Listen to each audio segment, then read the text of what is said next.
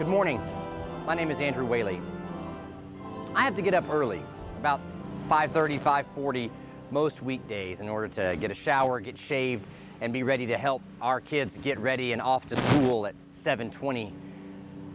We have a saying in our home that we'll see you dark and early in the morning, because with the way the time goes here, most mornings when we get up for school, the sun is not close to rising yet. Typically from early September until the end of April, we maybe begin to see the pinks and oranges of the sunrise out the kitchen window as we put our empty cereal bowls in the sink. Perhaps we see the sun peeking over the top of Mill Mountain here on our way to school in the morning. But I've noticed over the past few weeks that when I get up at 5:40, there's this hazy gray light that has already turned to a sunrise by the time I'm showered and downstairs in the kitchen. And so I looked it up. Interestingly, there is a huge disparity in the hours of daylight in Roanoke between the winter months and the summer months.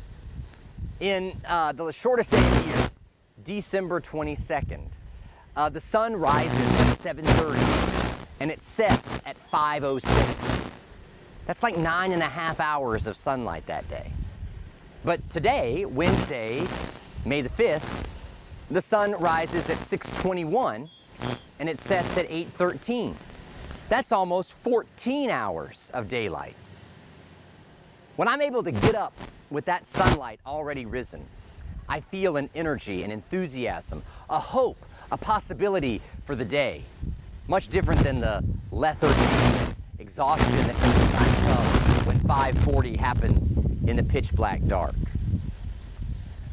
Our reading today from 1 Peter talks about darkness and light and the joy and hope that comes from living in the light. This is 1 Peter chapter 2, verses 9 and 10. But you are a chosen race, a royal priesthood, a holy nation, God's own people, in order that you may proclaim the mighty acts of him who called you out of darkness into his marvelous light. Once you were not a people, but now you are God's people. Once you had not received mercy, but now you have received mercy.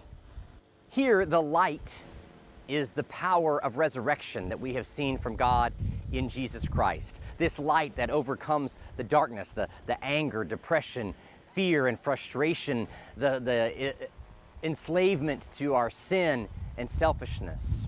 We who were living in that darkness, we have been brought into the light of resurrection. And that resurrection is not because of anything that we have done. Just like the sun beginning to rise earlier in the day has nothing to do with us. It just has to do with where the earth is in its annual revolution around the sun. Grace is the same way. It comes simply as God's gift. The light comes into our life. Peter's drawing on this physical image of light that we experience from the sun and the day to speak of this spiritual truth. We're able to feel the hope, the possibility that I described with the morning light in our daily routines. Peter's saying that's happening in our spirits as well. And that grace comes to us even when the sun has set. May the light of this spring and the hope that it brings be a reminder to you that we have been brought out of darkness into God's marvelous light by the power of the sun, not S-U-N, but the Son, S-O-N, and that we can live in his peace, from his joy, to practice his justice and his love every single day, no matter the forecast.